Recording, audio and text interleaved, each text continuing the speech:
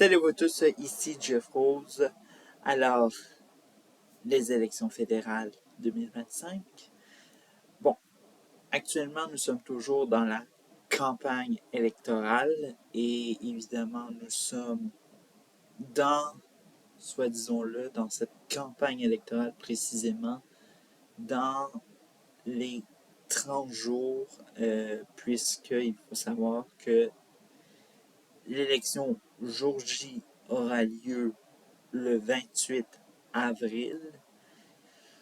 Réellement, le mois d'avril sera le mois décisif pour la population canadienne de choisir qui sera premier ministre et bref. C'est un peu ça le principe des élections à ce que je sache au Canada.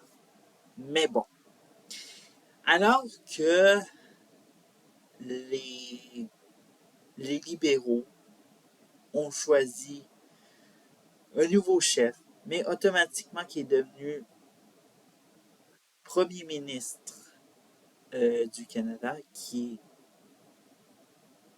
pour l'instant passé de non élu à non élu sortant, Mark Carney. Et soudainement, tout s'est envolé d'une manière euh, incroyablement une hausse qui a été, soi-disant dit dans les médias traditionnels du jamais vu, puisque, évidemment, les Canadiens ont soudainement retrouvé, soi-disant-le, que,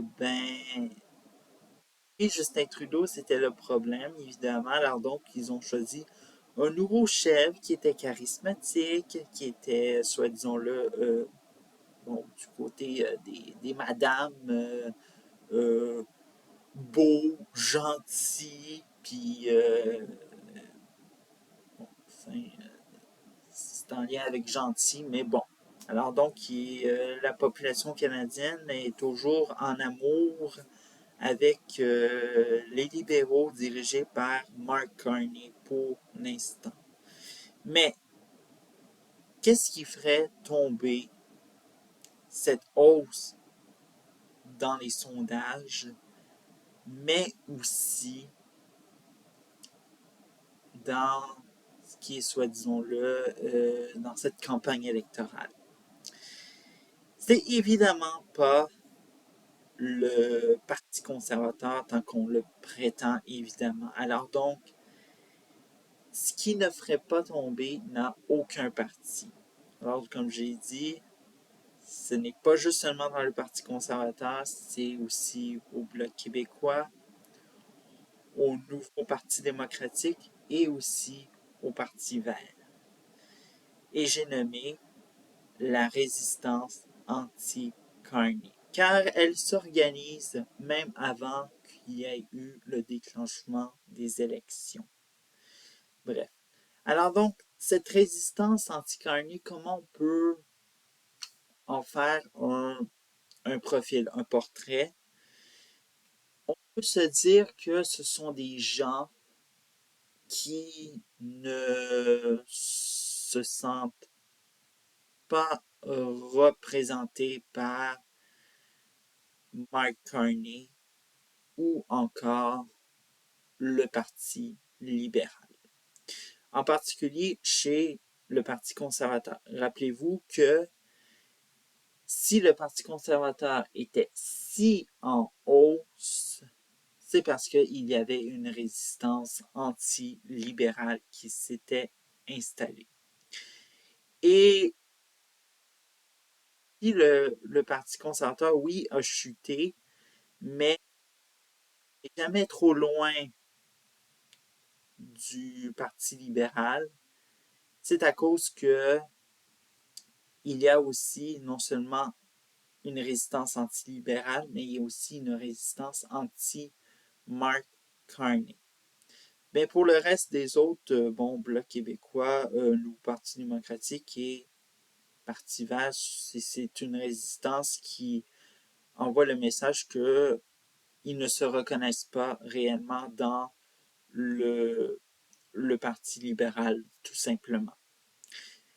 Bref, c'est ce qui en est pour dire que cette résistance également se pose des questions sur Mark Carney. Ce que les médias traditionnels ne font pas actuellement, ne font pas leur travail, évidemment, car tout ce qu'ils font, c'est toujours véhiculer le narratif contrôlé que le Parti libéral leur a donné, évidemment. Alors, donc, vous disiez qu'il a été le gouverneur de la Banque d'Angleterre, la Banque du Canada, qu'il a été là pour tel problème, tel ci, tel ça.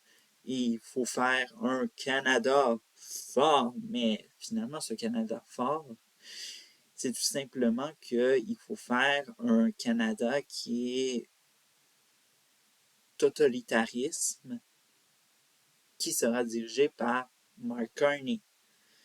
Et soudainement, toutes les petites controverses qui pourraient faire tomber Mark Carney, eh bien, elles sont presque aux oubliettes. Soit que c'est le nombre de médias qui en parlent peuvent se compter sur les doigts, ou ça se limite simplement à la presse écrite ou la presse Internet. Parce que la télévision, oh là là, les gens regardent.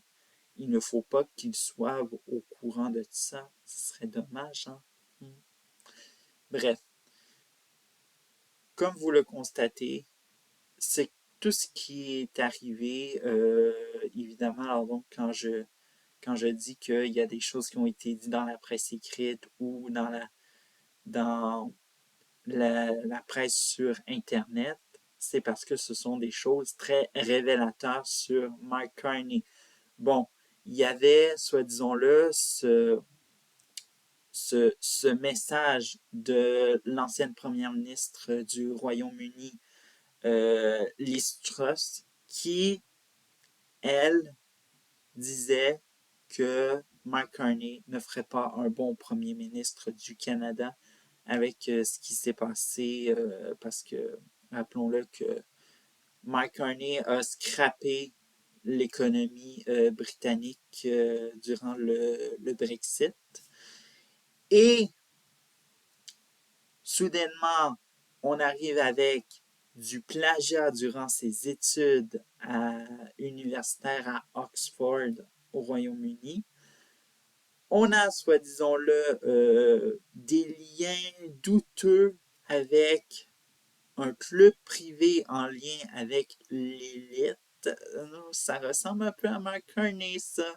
Mais littéralement, les médias traditionnels n'en parlent pas parce que, évidemment, les gens écoutent, évidemment. Alors donc, les moutons qui regardent encore les médias traditionnels, qui sont évidemment endormis, il ne faut pas les réveiller. Hein?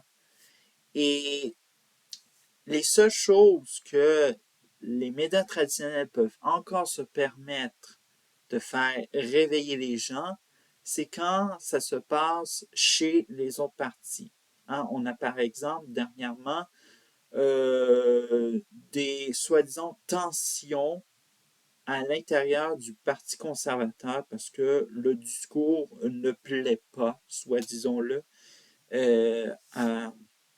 à l'intérieur du parti. Mais est-ce que aussi ça déplaît également aux médias traditionnels que Pierre Poilievre s'adresse également à, soit disons-le, qu'il y ait une campagne classique et qu'on met également moins, euh, moins de temps et d'énergie sur la guerre tarifaire ou encore Donald Trump, bref, des préoccupations qui ne préoccupent pas vraiment à la base les Canadiens et les Canadiennes, même si, bon, du côté travail, mais bon, il y a d'autres préoccupations que ça. Alors donc, bref, voilà. Alors donc que la campagne fédérale des 30 jours commence. Ciao.